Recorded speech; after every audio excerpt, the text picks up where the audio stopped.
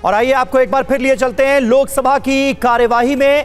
प्रधानमंत्री नरेंद्र मोदी इस वक्त क्या कह रहे हैं, शिवराज सिंह चौहान कृषि एवं किसान कल्याण मंत्री और ग्रामीण विकास मंत्री, श्रीमती निर्मला सीतारमण वित्त मंत्री और कॉरपोरेट कार्य मंत्री, डॉक्टर सुब्रमण्यम जयशंकर विदेश मंत्री, Shri Manohar Lal housing and urban affairs मंत्री और विद्युत मंत्री, श्री एच.डी. कुमारस्वामी हैवी इंडस्ट्रीज मंत्री और इस्पात मंत्री, श्री पीयूष गोयल वाणिज्य एवं उद्योग मंत्री, श्री धर्मेंद्र प्रधान शिक्षा मंत्री,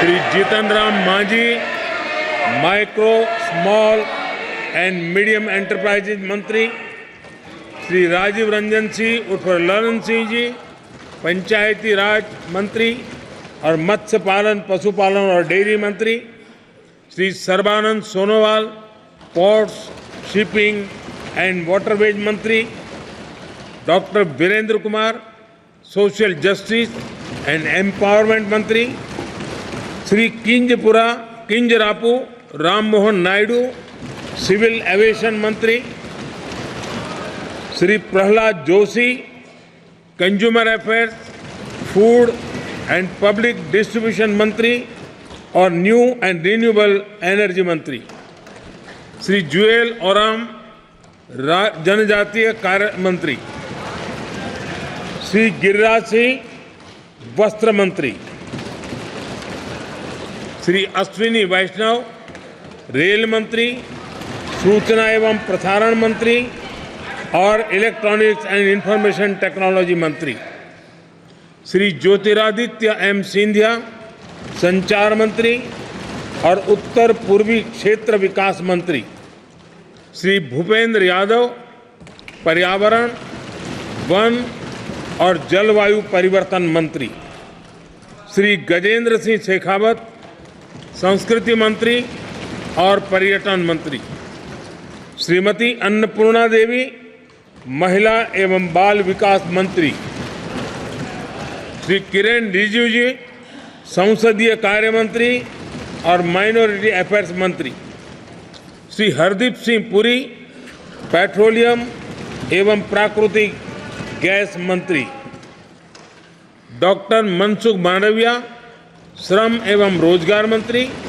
और यूथ अफेयर्स एंड स्पोर्ट्स मंत्री, श्री जी किशन रेड्डी कोयला मंत्री और खान मंत्री, Shri Chirag Paswan food processing industries मंत्री, श्री सी.आर. पाटिल जल शक्ति मंत्री,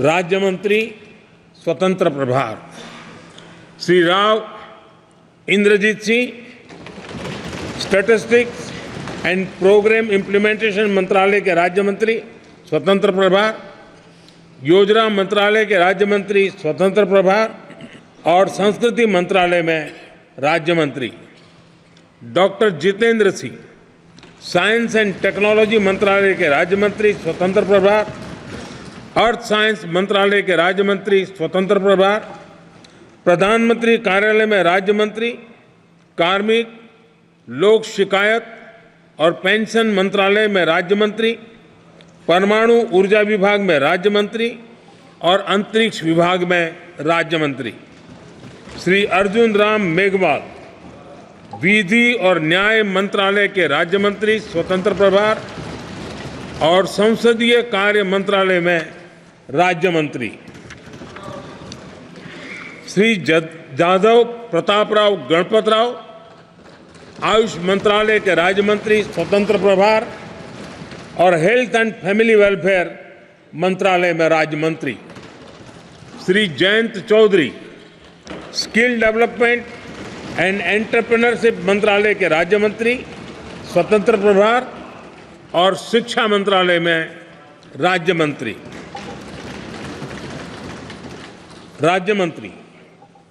श्री जितिन प्रसाद वाणिज्य एवं उद्योग मंत्रालय में राज्य मंत्री और इलेक्ट्रॉनिक्स एंड इंफॉर्मेशन टेक्नोलॉजी मंत्रालय में राज्य मंत्री, श्री श्रीपद यशो नाइक विद्युत मंत्रालय में राज्य मंत्री और न्यू एंड रिन्यूएबल एनर्जी मंत्रालय में राज्य मंत्री, श्री पंकज चौधरी वित्त मंत्रालय में राज्य मंत्री, श्री कृष्णपाल सहकारिता मंत्रालय में राज्य मंत्री, Shri Ramdas Athawale social justice and empowerment मंत्रालय में राज्य मंत्री, श्री रामनाथ ठाकुर कृषि एवं किसान कल्याण मंत्रालय में राज्य मंत्री, श्री नित्यानंद राय गृह मंत्रालय में राज्य मंत्री, श्रीमती अनुप्रिया पटेल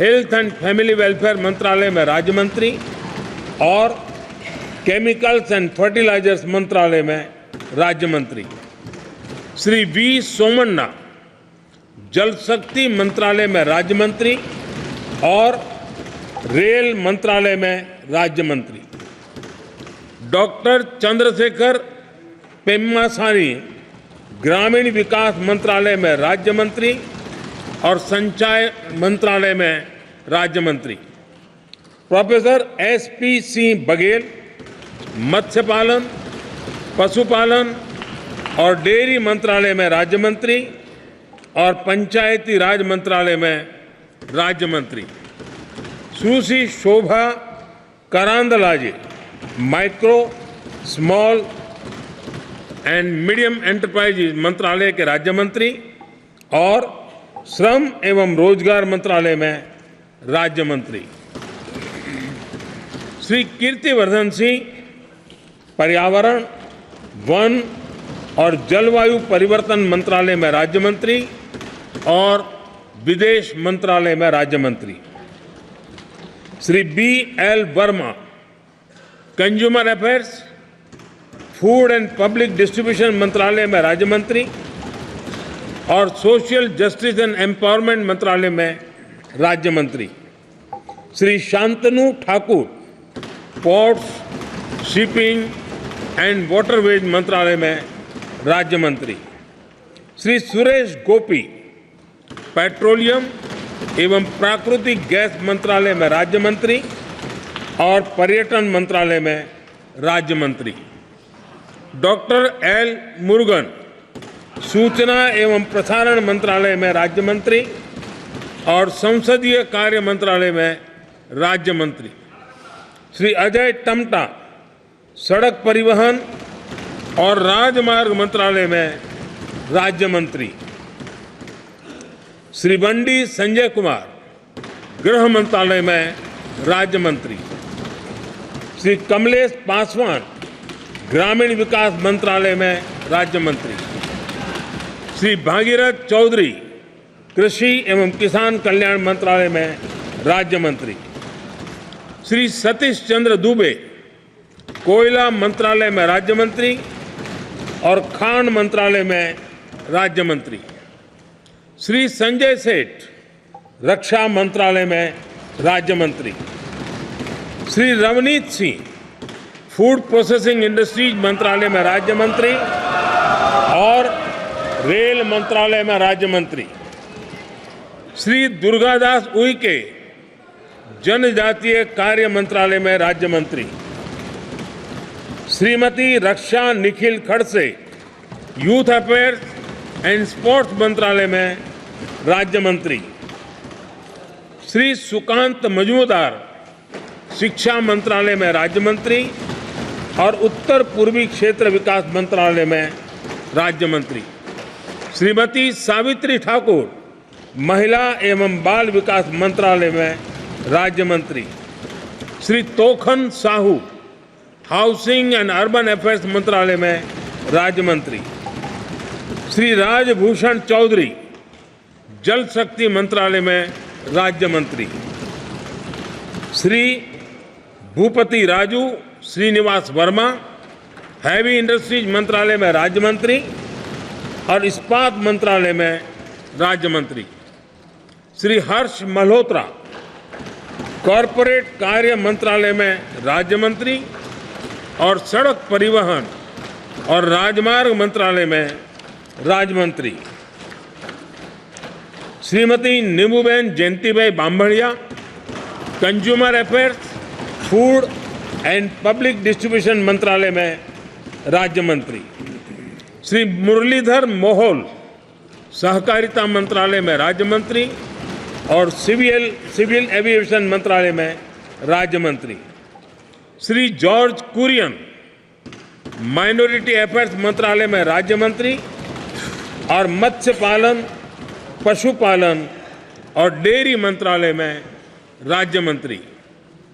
श्री पवित्र मार्गेरिटा, विदेश मंत्रालय में राज्य मंत्री और वस्त्र मंत्रालय में राज्य मंत्री। धन्यवाद।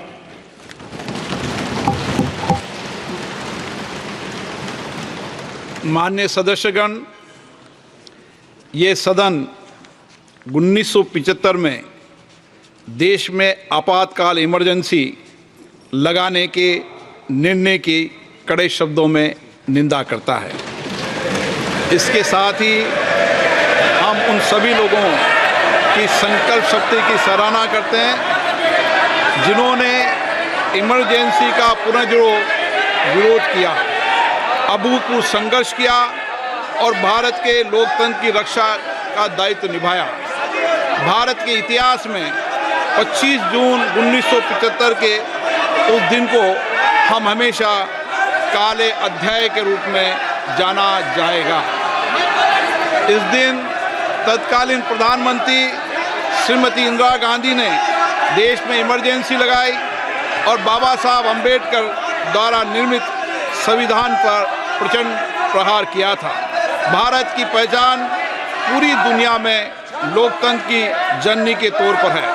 भारत में हमेशा लोकतांत्रिक मूल्यों और वाद संवाद का समर्थन हुआ, हमेशा लोकतांत्रिक मूल्यों की सुरक्षा की, उन्हें हमेशा प्रोत्साहित किया गया। ऐसे भारत पर श्रीमती इंदिरा गांधी द्वारा तानाशाही थोप दी गई, भारत के लोकतांत्रिक मूल्यों को कुचला गया और अभिव्यक्ति की आज़ादी का गला घोटा गया। इमरजेंसी के दौरान भारत के नागरिकों के अधिकार नष्ट कर दिए गए, नागरिकों से उनकी आज़ादी छीन ली गई। ये वह दौर था जब विपक्ष के नेताओं को जेल में बंद कर दिया गया, पूरे देश को जेल खाना बना दिया गया। तब की तानाशाही सरकार ने मीडिया पर अनेक पाबंदियां लगा दी गई थी, न्यायपालिका की स्वतंत्रता पर अंकुश लगा दिया गया था। इमरजेंसी का वह समय हमारे देश के इतिहास में अन्याय काल का एक काला खंड था। आपातकाल इमरजेंसी लगाने के बाद उस समय कांग्रेस सरकार ने कई ऐसे निर्णय किए जिन्होंने हमारे संविधान की भावनाओं को कुचलने का काम किया। पूर्व और निर्दयी maintenance of internal secretary act Misa में बदलाव करके कांग्रेस पार्टी ये सुनिश्चित किया कि हमारी अदालतें मीसा के तहत गिरफ्तार लोगों को न्याय नहीं दे पाए। मीडिया को सच लिखने से रोकने के लिए parliament president production of publication repeal act, press council repeal act और prevention of publication of objectionable matter act लाए गए। इस काले खंड में संविधान में 38वां, 89वां, 40वां, 41वां, 42वां संविधान संशोधन किया गया। कांग्रेस सरकार द्वारा किए गए संशोधन का लक्ष्य था सारी शक्तियां एक व्यक्ति के पास आ जाए, न्यायपालिका पर नियंत्रण हो, संविधान के मूल सिद्धांत खत्म किए जा सके। ऐसा करके नागरिकों के अधिकारों का दमन किया गया और लोकतंत्र के सिद्धांतों पर आघात किया। इतना ही नहीं, तत्कालीन प्रधानमंत्री श्री इंदिरा गांधी ने कमिटेड ब्यूरोक्रेसी और कमिटेड जुडिशरी की बात कही, जो उनकी लोकतंत्र विरोधी रवैये का एक उदाहरण है। इमरजेंसी अपने साथ ही ऐसे असामाजिक और तानाशाही की भावना से भयंकर चुनौतियों को लेकर आई, जिसने गरीबी, दलित और वंचितों को तबाह कर दिया। इमरजेंसी के दौरान लोगों को कांग्रेस सरकार द्वारा जबरन थोपी गई अनिवार्य नसबंदी का, शहरों में अतिक्रमण हटाने के नाम पर मनमानी का और सरकार की कुनीतियों का प्रहार झेलना पड़ा। ये सदन उन सभी लोगों के प्रति संवेदना जताना चाहता है। 1975 से 1970 कालाखंड अपने आप में एक ऐसा कालाखंड है जो हमें संविधान के सिद्धांतों, संघीय ढांचे और न्यायिक स्वतंत्रता के महत्व को याद दिलाता है। ये कालखंड हमें याद दिलाता है कैसे उस समय हम सभी पर हमला किया गया, क्योंकि जिनकी रक्षा आवश्यक है। ऐसे समय में जब आपातकालीन इमरजेंसी के 50वें वर्ष में हम प्रवेश कर रहे हैं, ये 18वीं लोकसभा बाबा साहब अंबेडकर द्वारा निर्मित संविधान को बनाए रखने, इसकी रक्षा करने और इसे संरक्षित रखने की अपनी प्रतिबद्धता को दोहराती है। हम भारत में लोकतंत्र के सिद्धांत, देश में कानून का शासन और शक्तियों का विकेंद्रीकरण अक्षुण्ण रखने के लिए प्रतिबद्ध हैं। हम संवैधानिक संस्थाओं में भारत के लोगों की आस्था और उनके अभूतपूर्व संघर्ष, जिनके कारण इमरजेंसी का अंत हुआ और एक बार फिर संवैधानिक शासन की स्थापना हुई, उनकी सराहना करते हैं। 1975 में आज 26 जून के दिन ही देश इमरजेंसी की कूट सच्चाइयों का सामना करते हुए उठा था। 1975 में आज ही के दिन कैबिनेट ने इमरजेंसी का पोस्ट फैक्टो रेक्टिफिकेशन किया था। इस तानाशाही और असंवैधानिक निर्णय पर मोहर लगाई थी। इसलिए हमारी संसदीय प्रणाली अनगिनत बलिदानों के बाद मिली दूसरी आज़ादी के प्रति अपनी प्रतिबद्धता को दोहराने के लिए आज के प्रस्ताव किया जाना आवश्यक है। अब हम ये जानते हैं कि हमारी युवा पीढ़ी लोकतंत्र के इस काले अध्याय के बारे में जरूर जानना चाहिए। इमरजेंसी के दौरान गैर कानूनी गिरफ्तारियां, सरकारी प्रताड़ना के चलते अनगिनत लोगों को यातनाएं सहनी पड़ी थी।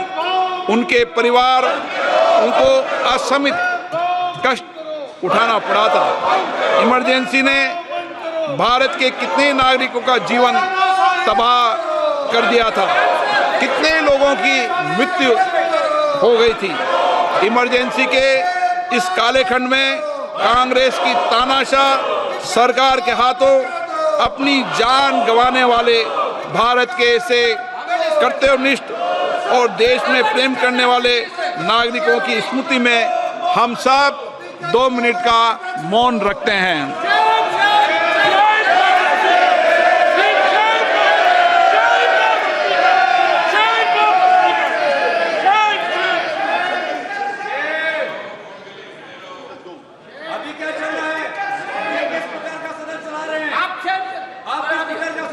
ओम शांति। सभा की कार्रवाई दिनांक 27 जून 2024 को राष्ट्रपति के अभिभाषण की समाप्ति के आधे घंटे के पश्चात के लिए स्थगित की जाती है। तो कांग्रेस सरकार ने संविधान को कुचला, लोकसभा में आपातकाल की निंदा की गई है। स्पीकर ने आपातकाल का जिक्र किया और आपातकाल की कड़े शब्दों में यह पूरा सदन निंदा करता है। इस बात का जिक्र किया गया। ऑपोजिशन की तरफ से हमने देखा कि इसका विरोध भी किया गया, विरोध के स्वर भी सुनाई दे रहे थे।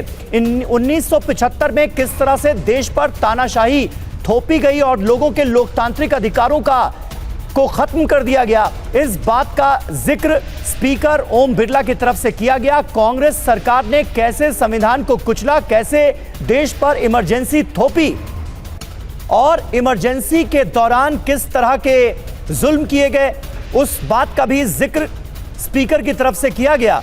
कैसे नागरिक अधिकारों का हनन हुआ, कैसे इमरजेंसी में अभिव्यक्ति की स्वतंत्रता पर अंकुश लगाया गया, उस बात का जिक्र ओम बिरला की तरफ से किया गया। और उसके बाद 2 मिनट का मौन भी रखा गया, आज के दिन की उन कड़वी यादों को याद करते हुए, इमरजेंसी के दिन की।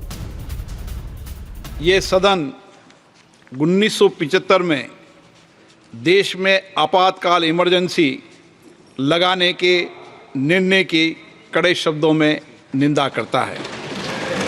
इसके साथ ही हम उन सभी लोगों की संकल्प शक्ति की सराहना करते हैं जिन्होंने इमरजेंसी का विरोध किया, अभूतपूर्व संघर्ष किया और भारत के लोकतंत्र की रक्षा का दायित्व निभाया। भारत के इतिहास में 25 जून 1975 के उस दिन को हम हमेशा काले अध्याय के रूप में जाना जाएगा। इस दिन तत्कालीन प्रधानमंत्री श्रीमती इंदिरा गांधी ने देश में इमरजेंसी लगाई और बाबा साहब अंबेडकर द्वारा निर्मित संविधान पर प्रचंड प्रहार किया था। और चलिए आगे बढ़ते हैं, अगली बड़ी खबर का रुख करते हैं हजारीबाग से है, जहां पर ओएसिस स्कूल सीबीआई की टीम पहुंची हुई है। तफ्तीश को आगे बढ़ाने के लिए ओएसिस स्कूल के प्रिंसिपल से पूछताछ करेगी सीबीआई की टीम। जो जानकारी सामने आ रही है, हजारीबाग के ओएसिस स्कूल से पेपर लीक का शक है और इसी के बाद से जो सीबीआई की टीम है वो यहां पर पहुंची हुई है एसबीआई में। पूछताछ के बाद अब स्कूल पहुंची है सीबीआई की टीम और इस वक्त हम आपको तस्वीरें दिखा रहे हैं सीबीआई की टीम जो कि इस वक्त हजारीबाग के ओएसिस स्कूल पहुंची हुई है। पेपर लीक का मामला और हजारीबाग तक नीट पेपर लीक के जो तार जुड़े हुए हैं, अब यह कहा जा रहा है कि इसी स्कूल से शक है कि पेपर लीक हुआ। इसी की तफ्तीश के लिए टीम वहां पर पहुंची है।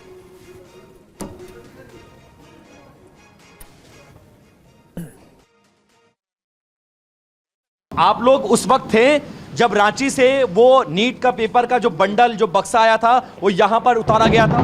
नहीं थे। आप लोग यहां पर नहीं थे। वो सीसीटीवी फुटेज हमें दिखा सकते हैं जब वहां पे बॉक्स उतार के गए थे वो लोग? भैया प्लीज सर, अब आ जाइए, हम भी आइए। नहीं, आप छात्रों के भविष्य का सवाल है भाई साहब, आप बारिश में क्यों जा रहे हैं? नीट परीक्षा पेपर लीक मामले की जांच करने सीबीआई की टीम इस वक्त हजारीबाग पहुंच चुकी है और टीवी9 भारतवर्ष इस वक्त हजारीबाग के उसी ओएसिस स्कूल के ठीक सामने मौजूद है जहां पर इस वक्त सीबीआई की टीम जांच करने पहुंची है। सामने आपको ओएसिस स्कूल आपको नजर आ रहा है और इसी स्कूल में ये जो 2 गाड़ियां हैं, ये ओएसिस स्कूल के प्रांगण में खड़ी दोनों गाड़ियां सीबीआई की हैं और इस स्कूल की भूमिका संदेहों के दायरे में है, संदेह के घेरे में है, क्योंकि इसी स्कूल के एक छात्र का सीरियल नंबर पटना में जो सॉल्वर गैंग के अड्डे से जला हुआ, जो सॉल्वर गैंग के अड्डे से कुछ कागजात बरामद हुए थे उसमें यही था, वो सीरियल नंबर 613648 था और उसके बाद से इस स्कूल की भूमिका संदेह के दायरे में है। सीबीआई की टीम कल दोपहर से कल शाम से लगातार हजारीबाग में मौजूद है और इस स्कूल में अब जांच करने पहुंची है। कल तक ये स्कूल का जो प्रबंधन था और प्रिंसिपल थे वो मीडिया से बात कर रहे थे, लेकिन आज सुबह से स्कूल प्रशासन अंडरग्राउंड था, फोन स्कूल एडमिनिस्ट्रेशन का ऑफ था और वो किसी भी तरह से मीडिया से संपर्क नहीं कर रहे थे। इससे पहले जो सीबीआई थी इस पूरे मामले में उस एसबीआई ब्रांच पर जाकर पूछताछ की है जहां पर ये पेपर डंप किया गया था ब्लू डॉट कुरियर कंपनी के द्वारा और आज सुबह से उस ब्लू डॉट कुरियर कंपनी के जो शॉप है, जो उसका ऑफिस है, उस पर भी ताला बंद है। फिलहाल अब जांच जैसे जैसे सीबीआई के हाथ में गई है, सीबीआई ने जांच तेज कर दी है और उन तमाम संबंधित लोगों से पूछताछ की जा रही है जो इस केस से जुड़े हुए हैं या जो संदेह के दायरे में। फिलहाल एक बार और तस्वीरें देखिए ओएसिस स्कूल की। यह हजारीबाग का वही ओएसिस स्कूल है जहां पर नीट की परीक्षा को कंडक्ट कराया गया था। सीबीआई की गाड़ियां इसके प्रांगण में खड़ी हुई हैं और इस वक्त इसके प्रिंसिपल एहसानुल हक से फिलहाल पूछताछ की जा रही है, क्योंकि एहसानुल हक ही वो शख्स थे जिन्होंने एसबीआई बैंक पर जाकर पेपर को रिसीव किया था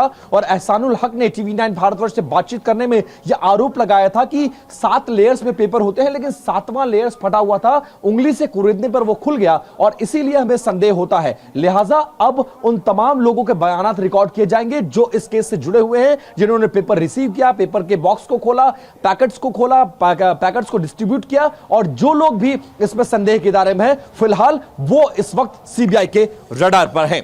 कैमरा पर्सन निशांत के साथ विपिन चौबे, टीवी9 भारतवर्ष, हजारीबाग। आइए विपिन चौबे का रुख कर लेते हैं, हजारीबाग से हमारे साथ जुड़ भी गए हैं। विपिन, इस वक्त का लेटेस्ट अपडेट बताइए। हमने आपकी रिपोर्ट देखी, किस तरीके से सीबीआई की टीम ओएसिस स्कूल पहुंची हुई है, इस वक्त क्या चल रहा है? देखिए प्रतिमा, हजारीबाग में 3 कैरेक्टर्स हैं। पहला, जिस ओएसिस स्कूल पे इस वक्त हम खड़े हैं, मेरे कैमरा पर्सन निशांत आपको तस्वीर दिखा रहे हैं, और ये दोनों गाड़ियां सीबीआई की हैं, जिसमें सीबीआई के अधिकारी मौके पर पहुंचे हुए हैं और एहसानुल हक जो इस स्कूल के प्रिंसिपल हैं उनसे पूछताछ की जा रही है। पहला कैरेक्टर ये है। दूसरा कैरेक्टर वो एसबीआई बैंक के अधिकारी जिन्होंने ब्लू डॉट कुरियर कंपनी से पेपर को रिसीव किया था और पेपर वाले दिन यानी 5 तारीख को पेपर उन्होंने इन सेंटर्स को हैंडओवर किया था। और तीसरा कैरेक्टर इस पूरे मामले में वो ब्लू डॉट कुरियर कंपनी है जिसने रांची में पेपर रिसीव किया, हजारीबाग में डिलीवर किया, और हजारीबाग से उस कुरियर कंपनी की भूमिका सबसे ज्यादा संदिग्ध है, जिसने पेपर ई रिक्शा से भेजा और 2 घंटे तक पेपर घूमता रहा शहर में और ब्लू डॉट कुरियर कंपनी को यह पता भी नहीं था। तो फिलहाल इन 3 एंगल्स पर और इन्हीं तीनों कैरेक्टर्स के आसपास सीबीआई की जांच चल रही है। सीबीआई ने यह पूरा केस हैंडओवर ले लिया है कंप्लीटली, और अब सीबीआई पहुंची हुई है हजारीबाग। कल हमारे सोर्सेज ने बताया कि जो स्टेट बैंक ऑफ इंडिया है, जहां पर यह पेपर जब रिसीव हुआ था, उसके सीसीटीवी फुटेज के काउंटर्स को नोट करने के लिए पहुंची थी। बैंक के मैनेजर से पूछताछ की गई है, ब्लू डॉट कुरियर कंपनी के अधिकारियों कर्मचारियों से भी पूछताछ की गई है, और आज सुबह लगभग 12:30 बजे यहां पर ओएसिस स्कूल के प्रांगण में इस वक्त सीबीआई पहुंची हुई है। स्कूल में छुट्टी कर दी गई है और आज सुबह से ही स्कूल के गेट मीडिया कर्मियों के लिए बंद कर दिए गए। कल तक ये गेट हमारे लिए खुला हुआ था और कल हमने यहां से लाइव भी किया था, और इस स्कूल के प्रिंसिपल एहसानुल हक से हमने बात भी की थी, लेकिन आज सुबह से हमें यह शक हो रहा था क्योंकि एहसानुल हक फोन का रिस्पांस नहीं कर रहे थे, उनका फोन स्विच ऑफ था, वो स्कूल में मौजूद नहीं थे और स्कूल के गेट भी मीडिया कर्मियों के लिए बंद कर दिए गए थे। तब से यह अंदेशा जताया जा रहा था कि कभी भी सीबीआई यहां पर रेड कर सकती है, पूछताछ कर सकती है। तो यहां पर सीबीआई पहुंच चुकी है, पूछताछ कर रही है, और इन्हीं तीनों कैरेक्टर से पूछताछ करने के बाद किसी निष्कर्ष पर पहुंचा जा सकता है, और संभव हुआ और जरूरी हुआ साक्ष्य सबूत मिले तो संभवतः इन तीनों कैरेक्टर्स में से जिस एक व्यक्ति पर संदेह गहराएगा उसकी गिरफ्तारी भी सीबीआई हजारीबाग से कर सकती है। प्रतिमा, शुक्रिया विपिन आप तमाम जानकारी के लिए। नीट पेपर लीक के मास्टरमाइंड पर बड़ा खुलासा। संजीव मुखिया बहाना बनाकर छुट्टी पर गया है और बीमारी का ढोंग रचकर छुट्टी पर निकला। पेपर लीक खुलासे के बाद से ही गायब है संजीव।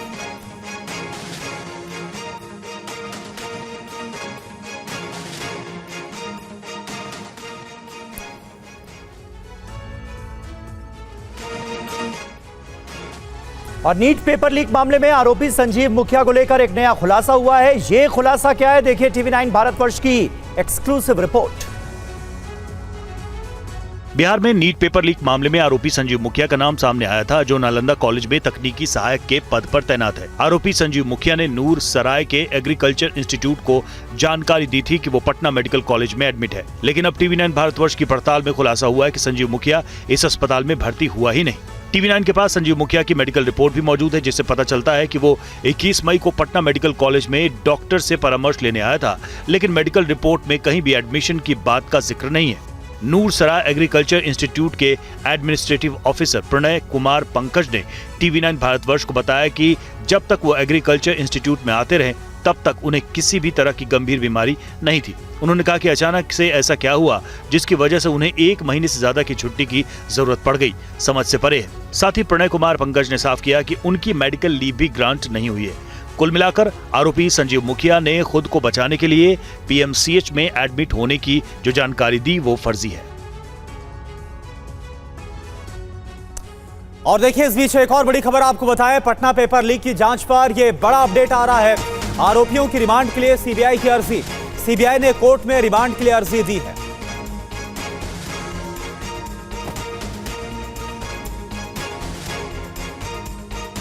अगली बड़ी खबर दिल्ली से है। दिल्ली के राउज एवेन्यू कोर्ट रूम में अरविंद केजरीवाल की तबीयत बिगड़ गई है। केजरीवाल का शुगर लेवल बताया जा रहा है कि डाउन हो गया। केजरीवाल को दूसरे कमरे में ले जाया गया। इसके बाद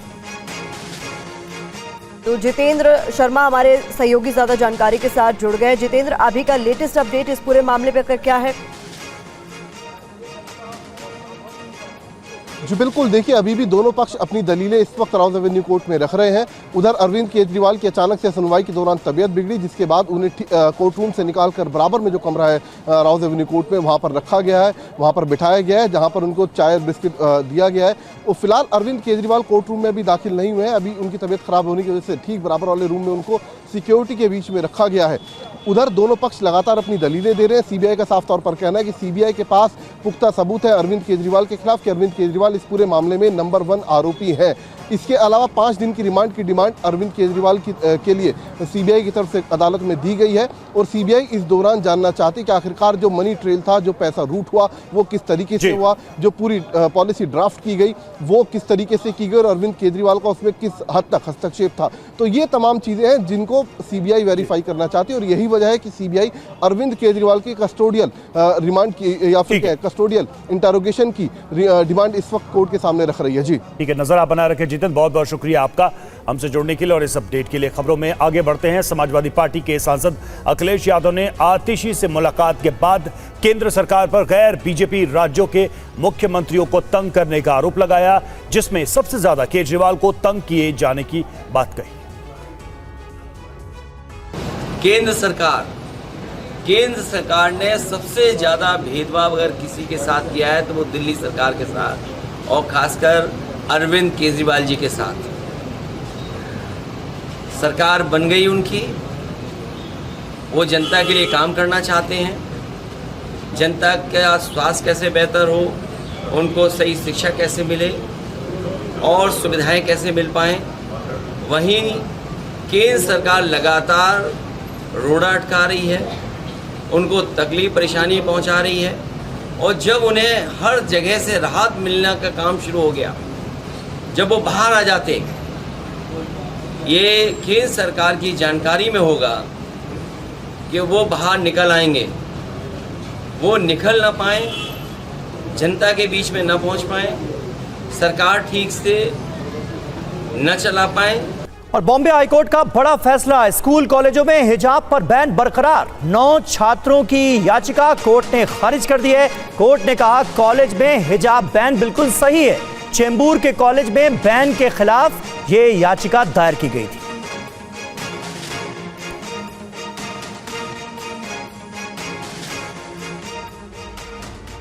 तो कोर्ट ने साफ कर दिया है कि स्कूल और कॉलेजेस में बुर्के या हिजाब की इजाजत नहीं दी जा सकती। चेंबूर के कॉलेज की छात्राओं ने दरअसल धार्मिक भेदभाव का आरोप लगाते हुए इस याचिका को दायर किया था, लेकिन कोर्ट ने साफ कर दिया कि मकसद किसी विशेष धर्म को ठेस पहुंचाने का नहीं है, लेकिन समान नियम लागू होना जरूरी है।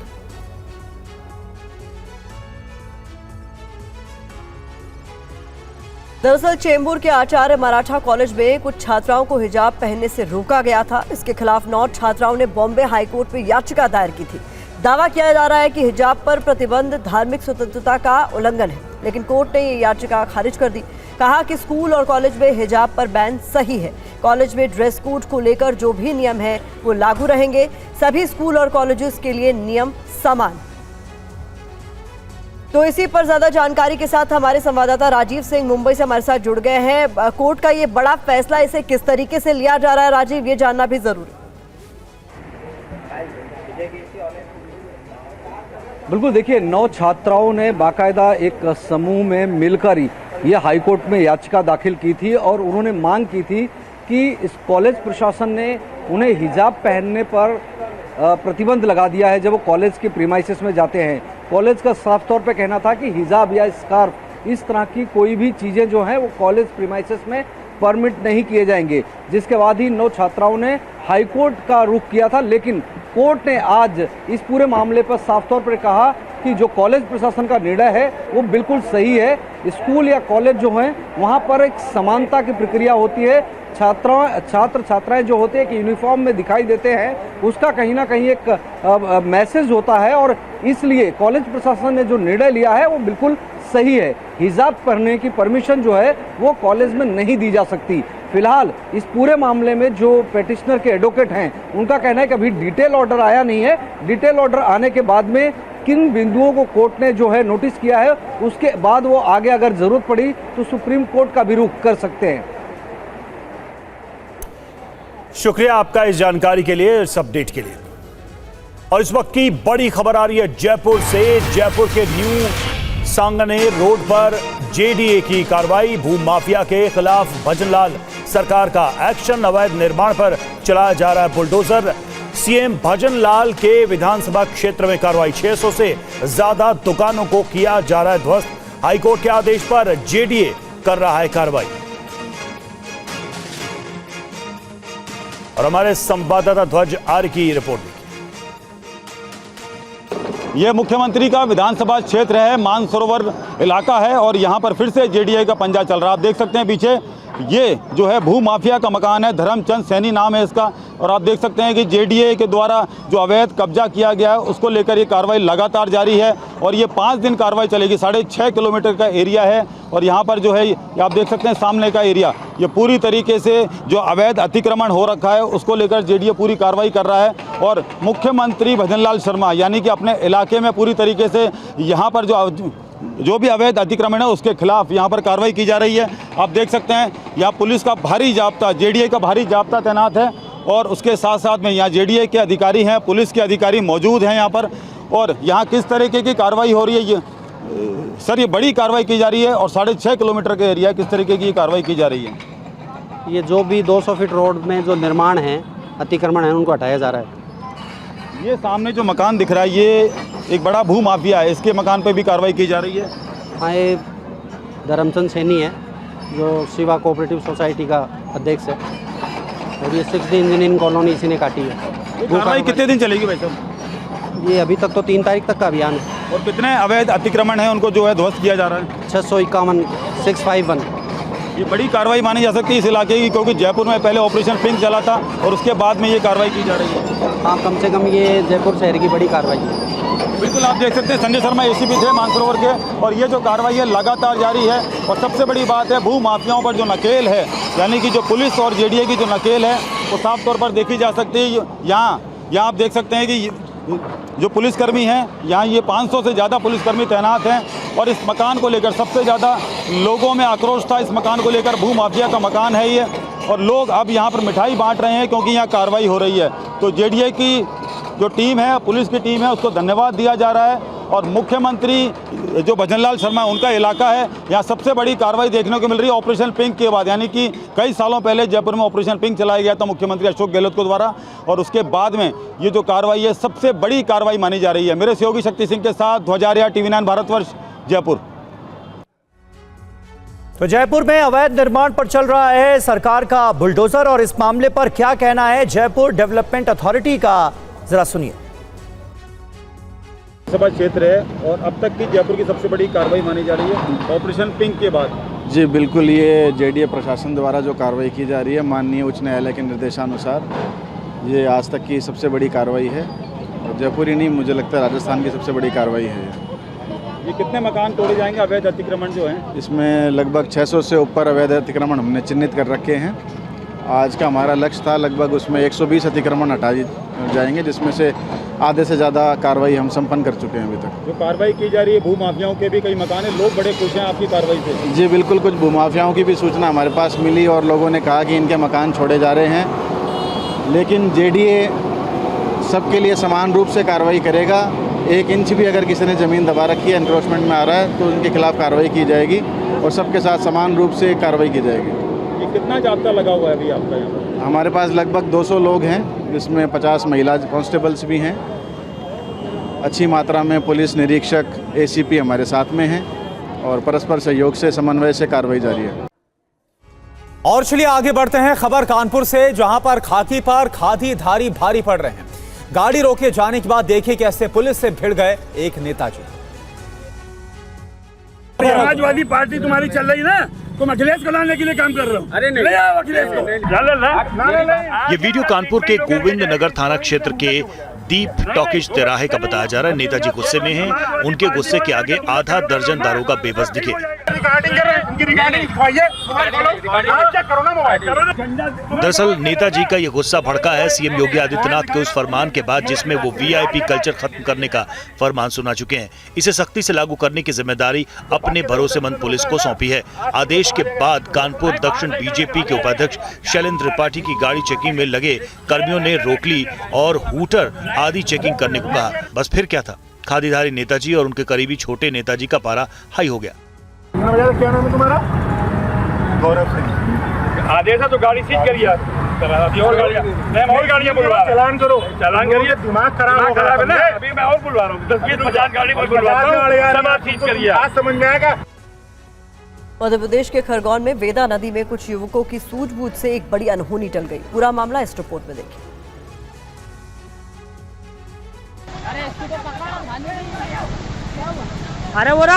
यह हैरतअंगेज वीडियो मध्य प्रदेश के खरगोन से सामने आया, जहां नदी के तेज बहाव में बह रहे 3 युवकों की लोगों ने ह्यूमन चेन बनाकर उन्हें रेस्क्यू किया।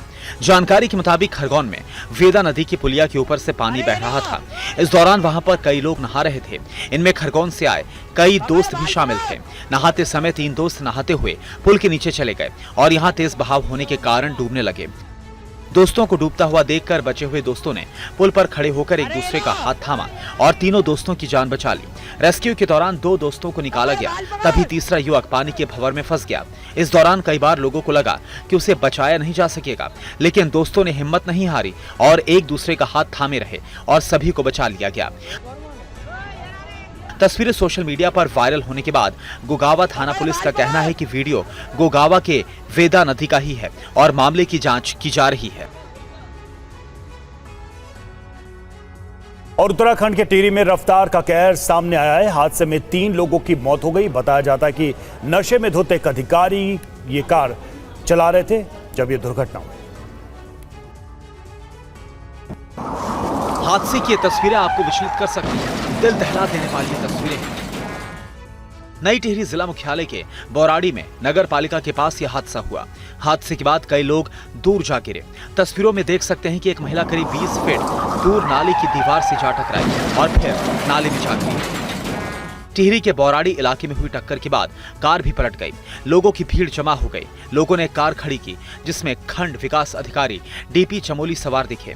वो शराब के नशे में धुत कार चला रहे थे, जिस कारण ये बड़ा हादसा हो गया। उन्होंने 5 लोगों को रौंद डाला, जिसमें 3 लोगों की मौत हो गई। इनमें 2 मासूम बच्चियां भी थीं। 2 लोग घायल हैं, जिनका इलाज चल रहा है। इस दौरान लोग काफी गुस्से में नजर आए। मृतक के परिजनों ने पुलिस से खंड विकास अधिकारी के खिलाफ कड़ी कार्रवाई करने की मांग की है।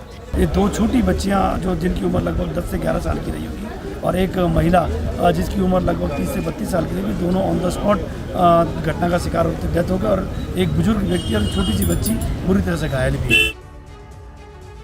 और अब खबर अयोध्या से। अयोध्या में 2 दिन बाद आज फिर बारिश हुई, जिसकी वजह से कई इलाकों के घरों में पानी भर गया। फ्रेंड, ये मेरा घर है जिसमें पानी इतना ज्यादा है कि आप डूब जाओगे। तस्वीरें अयोध्या के जलवानपुरा इलाके की है, जहां पहली बारिश ने ही लोगों का जीना दुभर कर दिया है। वीडियो में आप देख सकते हैं कि बारिश का पानी घर में करीब 5 फीट तक भर गया। घर का सारा सामान पानी में डूबा हुआ है। घर का bed, sofa, fridge, washing machine और किचन सब पानी में डूबे नजर आ रहे हैं। हमारे घर चलने यहाँ तक है पानी, घर कमरे के अंदर। ये कहानी एक घर की नहीं है, बल्कि कई घरों में इतना ही पानी भरा है। दर्जनों परिवारों को लाखों का नुकसान हो गया है। राम मंदिर से चंद कदमों की दूरी पर रेलवे स्टेशन रोड की कॉलोनी में जल भराव के चलते लोगों का घरों से निकलना भी काफी मुश्किल हो गया है।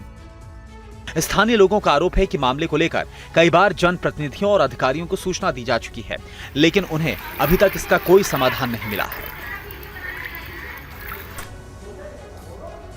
और अगली खबर जम्मू कश्मीर से है। जम्मू कश्मीर के डोडा में सुरक्षा बलों ने 2 आतंकवादियों को ढेर कर दिया है। इलाके में सर्च ऑपरेशन जारी है।